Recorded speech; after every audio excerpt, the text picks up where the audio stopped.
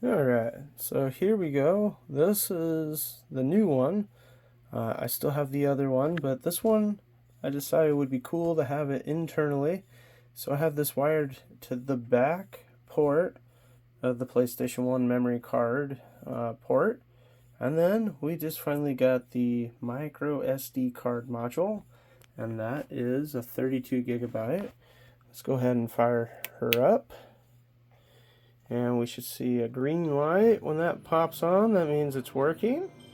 I'm going to pause this quick. Don't mind the mess. This is how you test stuff.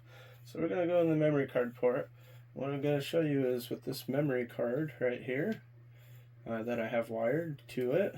I'm actually going to have this internally. I probably didn't need that wired that long, but yeah, I'm just testing it. So what's cool is here on the PlayStation 1 memory card controller port, if I hold start and select and push up, oops, I'm not touching it, there we go, it'll blink, and then it goes up one more card. So now I'm on card 2. I can skip to the third one real quick. Now we're going to that third card,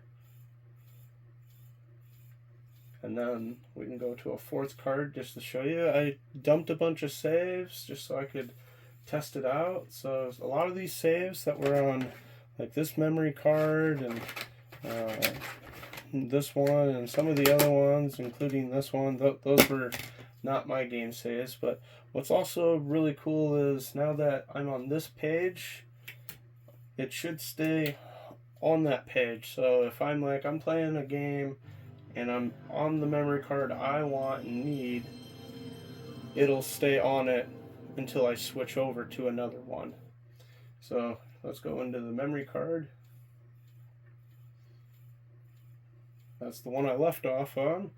Now another cool feature I really like is if I hold start and select and triangle, it's going to exit me out. I don't know if you've seen the blue light, but now I should be in a blank memory card, so I can create another blank memory card even in gameplay too. And then let's go ahead and cycle back. I may have made a, oh, here we go. So it goes back to that memory card, so what I was on.